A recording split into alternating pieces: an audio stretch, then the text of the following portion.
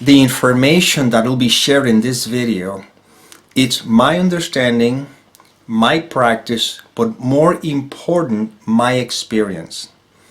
So don't take anything that is going to be said here as the absolute truth. If you resonate with anything that is being said, you can put it into practice and let your experience determine the validity of what is being shared here. Having said that, enjoy this video.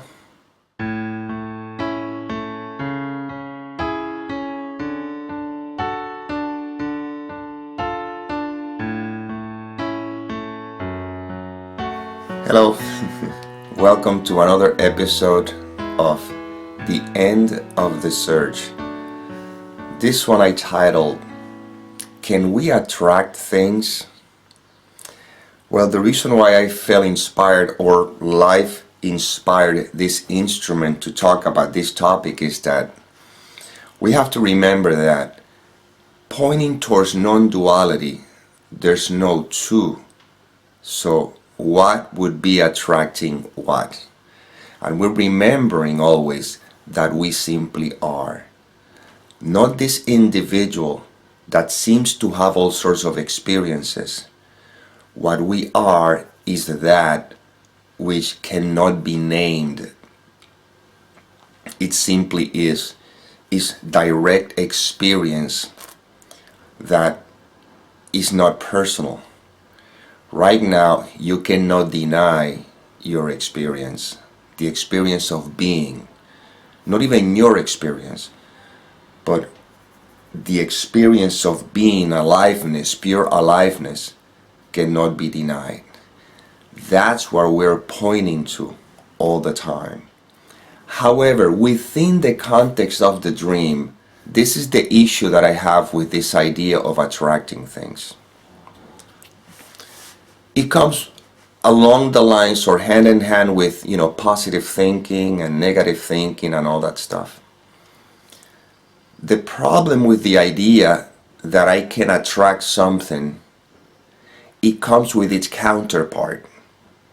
In other words, if I think, let's say, positive, because I want to attract positive things, when I find myself thinking negative, then I am fearful that I may attract negative things.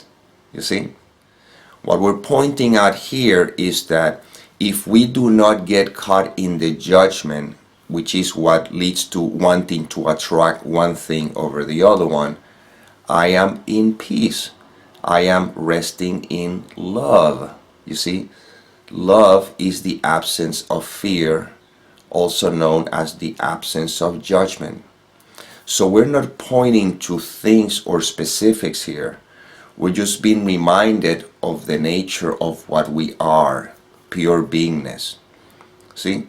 Because if I try to focus on something that I claim that is positive or that I want, which requires a lot of energy, because I have to now put the energy in trying to think in a particular way, you have to remember that we don't choose the thoughts.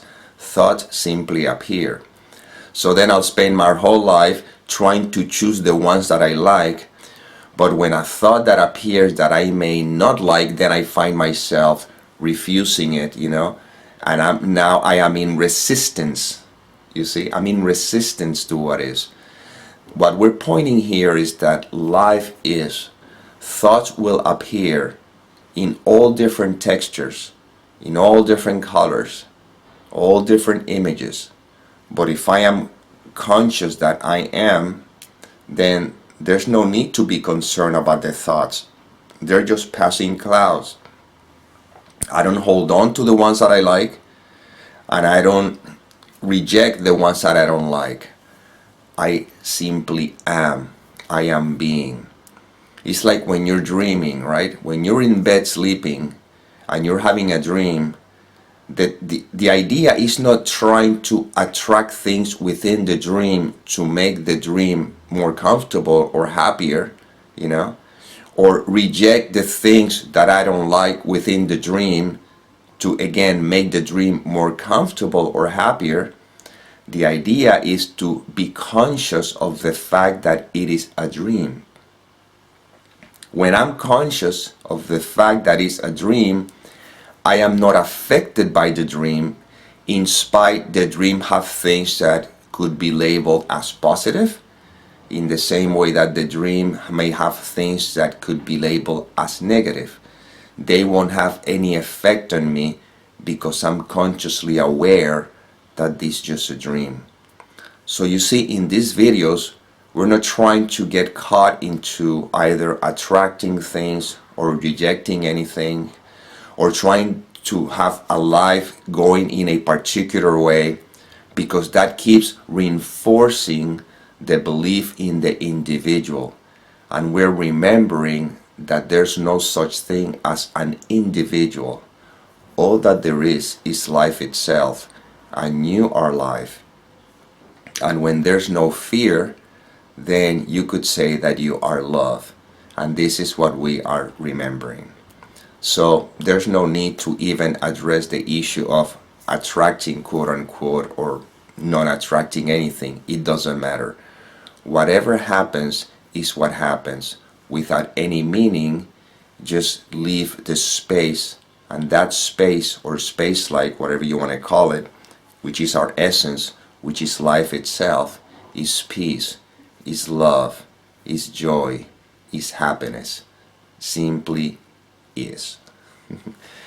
Well, this is what the inspiration expressed through this particular instrument shares, so I hope you enjoyed it and hope it served.